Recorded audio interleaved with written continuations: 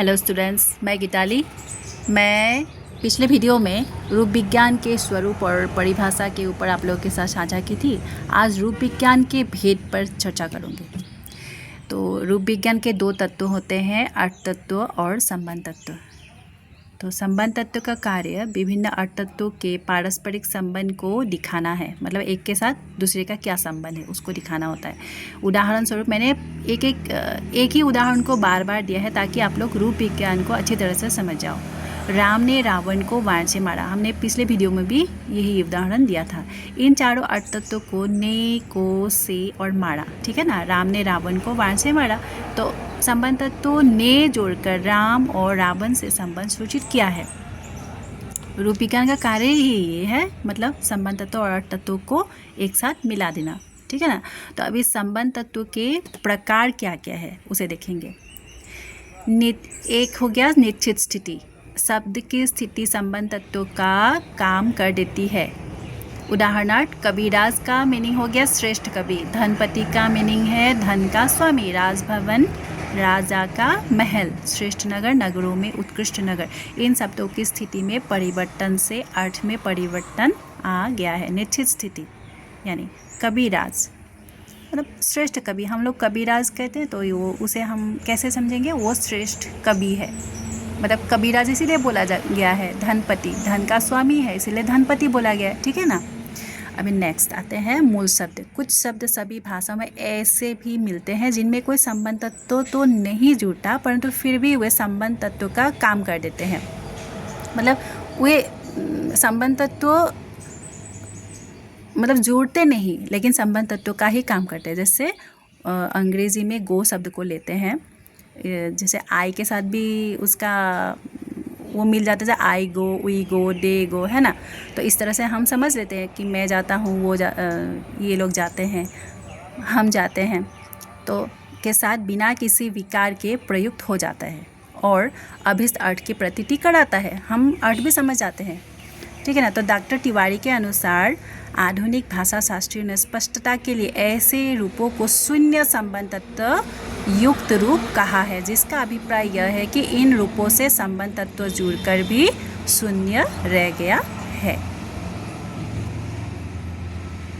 मतलब इसमें कोई संबंध तत्व तो नहीं है लेकिन ये संबंध तत्व का कार्य ही करते हैं। गो ने मतलब संबंध तत्व का कार्य कर दिया है, ठीक है ना।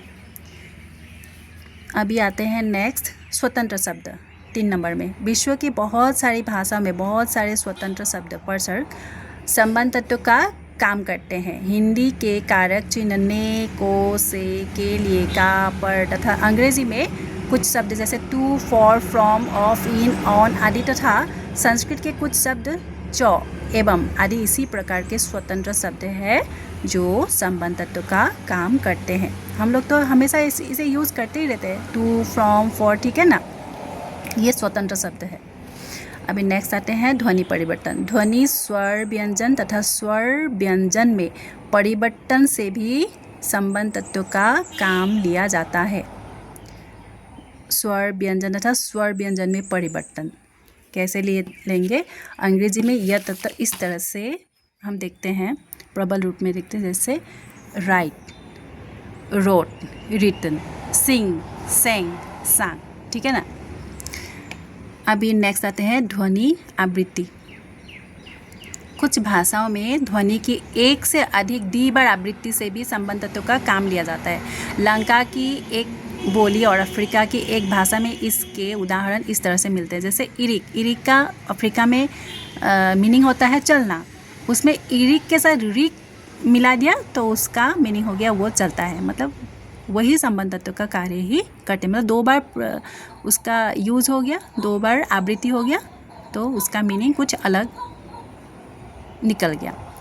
अभी नेक्स्ट आते हैं ध्वनि नियोजन। फ्रांसीसी आदि कुछ भाषाओं में ध्वनि को अलग कर देने से संबंध तत्व का काम लिया जाता है। जैसे एस से यू, साउ का मीनिंग हो गया पिया, लेकिन एस में ओ मिला देने से उनका मीनिंग हो जाता है पीना, ठीक है ना। अभी नेक्स्ट आता है प्रत्यय संयोजन। प्रकृति अथवा मूल शब्द के आरंभ, मध्य तथा अंत में प्रत्यय जोड़कर उससे संबंध तत्व का काम लिया जाता है। पहले आता है आदिसर्ग, मतलब इसे पूर्व में कैसे संयोग किया जाएगा उसे देखेंगे। डॉक्टर तिवारी के अनुसार मूल शब्द के पूर्व कुछ जोड़कर शब्द तो बनते हैं, किंतु संबंध तत्व के इसका प्रयोग बहुत अधिक नहीं मिलता। जैसे संस्कृत में अ लगाकर अगच्छत, अगमत, अगमिष्यत, मतलब इसका प्रयोग इतना ज़्यादा नहीं होता है, ठीक है ना। अभी मध्यस्वर, अभी मतलब बीच में लगाने से, प्रत्यय को जोड़ने से कैसे अर्थ निकलेंगे।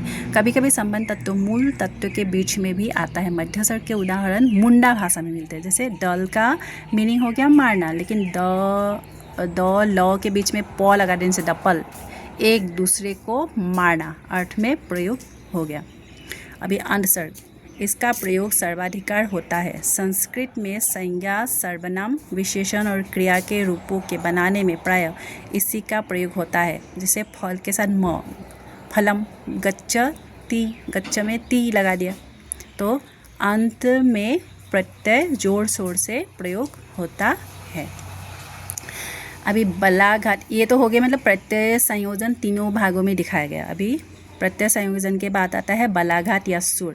अफ्रीका भाषा में मीवरत, यदि एक सुर में कहा जाए मीवरत, ठीक है ना, तो अर्थ होगा मैं मार डालूंगा। पर यदि त का सुर उच्च हो तो, जैसे मीवरत उच्च हो तो अर्थ होगा मैं नहीं मरूंगा, ठीक है ना। यहाँ मतलब सुर पर ज़्यादा जोर दिया गया है। उसी तरह अंग्रेजी में कंडक्ट शब्द के सी पर अगर बलाघात, मतलब सी पर अगर जोर दिया जाए तो इसका यह शब्द संज्ञा होंगे, लेकिन डी पर अगर बल दिया जाए तो ये क्रिया होंगे, ठीक है ना। तो संबंध तत्व और अर्थ तत्व का संबंध, ये रूप प्रायः 3 प्रकार के हैं। पूर्व संयोग, कुछ भाषाओं में अर्थ तत्व दोनों एक दूसरे से इतने मिले रहते हैं कि एक ही शब्द एक साथ दोनों तत्वों को प्रकट कर देते हैं। जैसे सिंग, सैंग, सांग, ठीक है ना।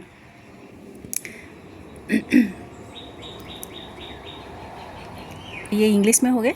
और अभी अरबी में देखते हैं कत्ल। कत्ल का अर्थ हो गया हत्या, मक्तल का अर्थ हो गया हत्या करने वाला, और कातिल का अर्थ हो गया जिसकी हत्या हो गई। मतलब दोनों एक दूसरे से मिले हुए हैं। सिंग, सैंग, सांग, मतलब सिंग में आई लगा दिया तो सिंग, सैंग, सांग, ठीक है ना। और देखो अभी अरबी में कत्ल, मक्तल, फिर कातिल। इसमें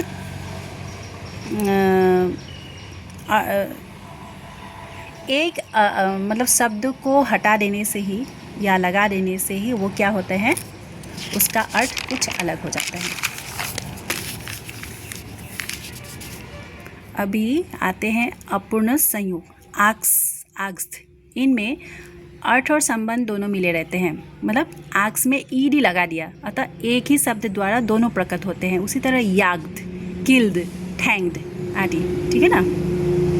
नेक्स्ट आते हैं असंयोग। कुछ भाषाओं में संबंध तत्वों का अर्थ तत्वों से योग होता ही नहीं, दोनों पृथक पृथक रहते हैं। जैसे हिंदी में ने, की, से, के लिए, का, पर आदि। अंग्रेजी में to, for, from, in, on, of आदि। ये संबंध तत्व से जुड़ते तो है, परंतु पुनरपि अपनी पृथक, स्वतंत्र लेकिन सत्ता बनाए रखते ही हैं। अभी हिंदी में संबंध तत्वों के अनेक रूप हैं। ये देखते हैं अभी। स्वतंत्र शब्द ने, की, ने, को, से, के लिए, का, में, पर आदि स्वतंत्र शब्द है जो संज्ञा, सर्वनाम तथा विशेषण आदि से जुड़कर संबंध तत्व का काम करते हैं। नेक्स्ट आते हैं निश्चित स्थिति। वाक्य में कर्ता, कर्म, करण तथा क्रिया आदि का स्थान प्रायः निश्चित ही है। कर्ता का मतलब ने, को, समझ में आ रहा है ना। जैसे राम ने, राम को, है ना, राम कर्ता, राम ने, कर्म, करण तथा क्रिया मतलब कर दिया, इनका स्थान तो प्राय निश्चित ही है। यही कारण है कि संबंध तत्व न होने पर भी शब्द की स्थिति से सूचित मान लिया जाता है। जैसे राम फल खाता है, मतलब हमको अभी ये मालूम चला है कि राम फल खाता, यानी राम ने फल खा लिया, ठीक है ना। तो वाक्यों में शब्दों की स्थिति से ही संबंध तत्व का बोध होता है। मतलब राम फल खाता है, मैं वहाँ जाता हूँ, मैं वहाँ जाती हूँ, ठीक है ना, मैं पानी पीती हूँ। तो ये मतलब कर्ता कर्म करण ये सब निश्चित ही होती है, मतलब इसमें कोई संबंध तत्व लगाने की कोई ज़रूरत नहीं होती है। नेक्स्ट आते हैं स्वराघात। हिंदी में काकू कंठ ध्वनि विकार के उदाहरण भी मिलते हैं। मैं जाऊँ, वो चला आदि वाक्यों के कहने के ढंग से संबंध तत्वों की प्रतीति होती है। मैं जाऊँ, वो चला, ठीक है ना, मतलब इसमें कोई संबंध तत्वों को लगाने की कोई ज़रूरत नहीं होती, मतलब इसका अर्थ मतलब आसानी से समझ में आ जाता है। अपूर्ण संयोग, बच्चों, बूढ़ों, युवकों आदि शब्दों में बच्चा में ओ संबंध तत्व लगा दिया, युवक में ओ संबंध तत्व, मतलब प्रवृत्ति और संबंध तत्व का संयोग दृष्टिगोचर हो रहा है, किस तरह से लगाया गया है। अभी पूर्ण संयोग, गया, किया, पाया, खोया आदि क्रिया शब्दों में संबंध तत्व अर्थ तत्व के साथ घुल मिल गया है, मतलब गया, मैं वहाँ गई, मैंने वो किया, मुझे ये उसने ये पाया, उसने ये खोया, तो आदि क्रिया शब्दों में संबंध तत्व अर्थ तत्व के साथ घुल मिल गया है। इनके अतिरिक्त संबंध तत्वों के कई रूप मिलते हैं, परंतु प्रधानता दो रूपों की है। एक हो गया स्वतंत्र शब्द और दो हो गया निश्चित स्थिति के शब्द। संबंध तत्व के कार्य है, इनके संबंध तत्व भी प्रमुखतः काल को हम देखते हैं। तो काल कितने प्रकार के हो गए? 3 प्रकार के। पहले आ गए जैसे भूतकाल, वर्तमान और भविष्यत काल। भूतकाल में मतलब अतीत का, वर्तमान अभी हो रहा, अभी होने का जो सूचित करता है, भविष्य में यानी भविष्य में जो होंगे। भूतकाल में हम कैसे कहते हैं?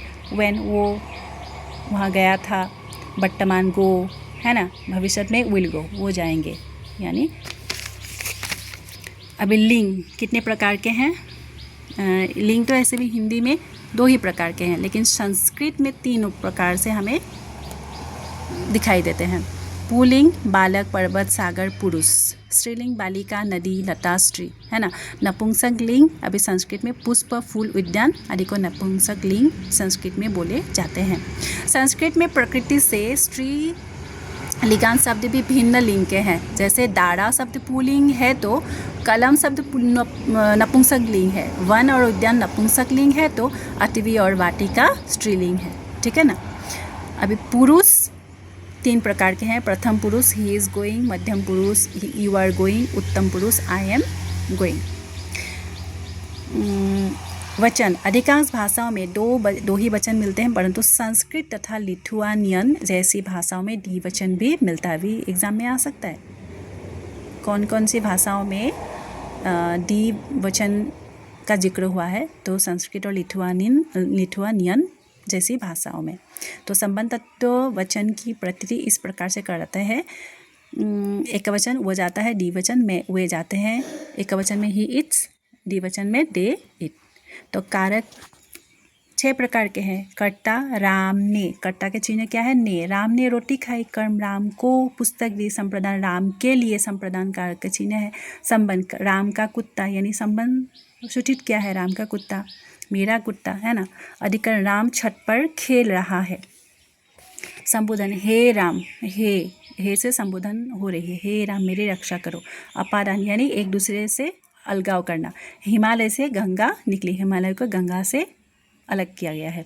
इसके अतिरिक्त संबंध तत्वों की वाच्य तथा विभिन्न नकारात्मकता या अधिक आदि बोधक रूपों आदि को बनाने के लिए भी आवश्यकता पड़ती है।